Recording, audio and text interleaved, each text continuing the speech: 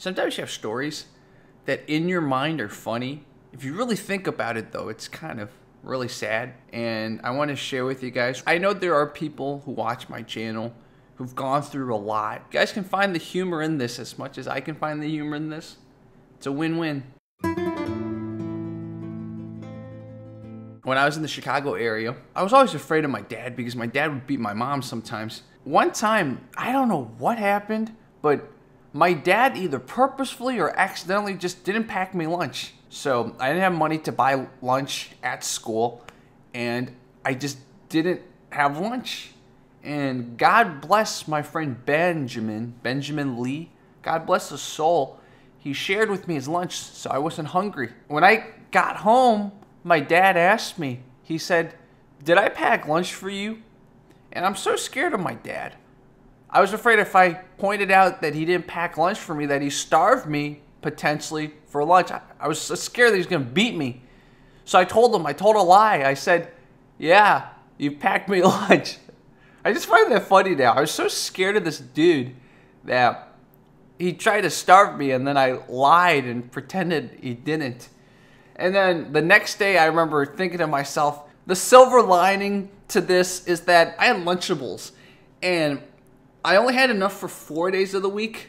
But because one day my dad didn't pack it, I remember thinking to myself, on Friday, my favorite day of the week, besides the weekend, I'll get to eat Lunchables. That's why this story made me just smile and made me chuckle inside. One is that as a kid, if you're living under a house that's not really warm, that has domestic violence, you're so scared. You're so scared of your father, if it's your father. Sometimes it's your mother beating your dad or whatever, or something else is going on.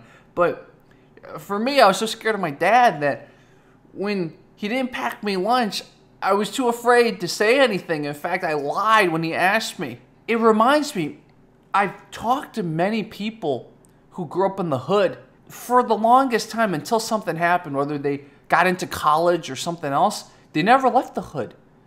The hood is not a good environment for anything, but they never left the hood.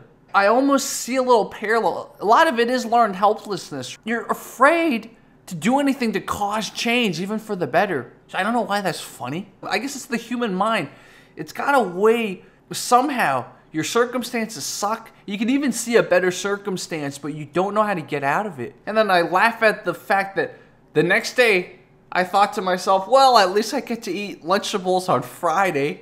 And then it reminds me of another story. So years later, I'm in China now. My dad moved the family back. In China, my dad starts gaming. Actually, my dad always gamed. My dad worked in a lab in America, so he just played games in the lab. But my dad started gaming at home in China. When he would game, he would forget about a lot of stuff. And of course, my dad also drank. So my dad was an alcoholic and he gamed. Once in a while, you guys know, my dad would just forget to buy food for me. One time for breakfast, it happened again. There wasn't enough breakfast food even for him or me. So my dad and I had to share breakfast food that was not even enough for a kid. So I remember my dad asked me, he said, "We only have one mantou." Mantou is a Chinese version of kind of a little bun type of bread. He's like, "We only have one." And I was trying to rip it in half equally, but I accidentally ripped it unevenly. So do you want the smaller half or the bigger half? And I remember, I just immediately, without thinking, I said, "I want the bigger half."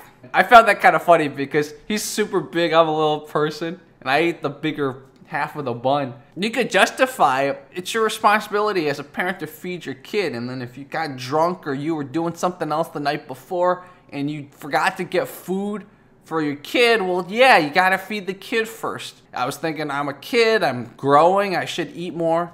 It might have been one of the first times I ever stood up to my dad, not in a confrontational way, but in a very subtle kind of way.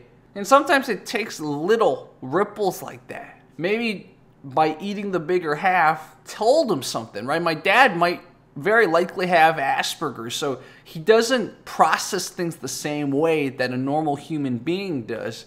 So sometimes to communicate with people with Asperger's, you need little ripples to suddenly upset their brain patterns, because one, they don't interpret stimulus correctly. Second of all, from my understanding, a lot of people with Asperger's, they actually can experience two emotions that might even contradict at the same exact time all the time. So they're not just experiencing happiness, they might be experiencing happiness and sadness. There are people who criticize me. They say, Jerry, why do you always find so much humor? Why are you always laughing when you're talking about such heavy topics? If you don't find humor in it, you're never gonna move beyond that and find other more intellectual, deep, profound meanings.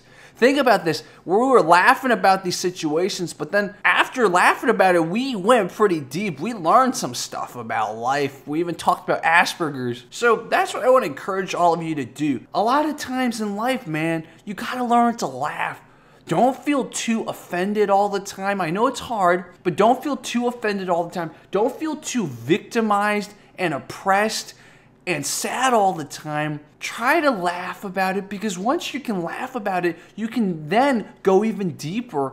Behind the comedy is some deep insights. So that's what I want to encourage you guys to do. And I did not expect this video to go in that direction, but I'm glad it did. When in doubt, find some humor in it. And very likely after you find humor, you're also going to find some profoundness.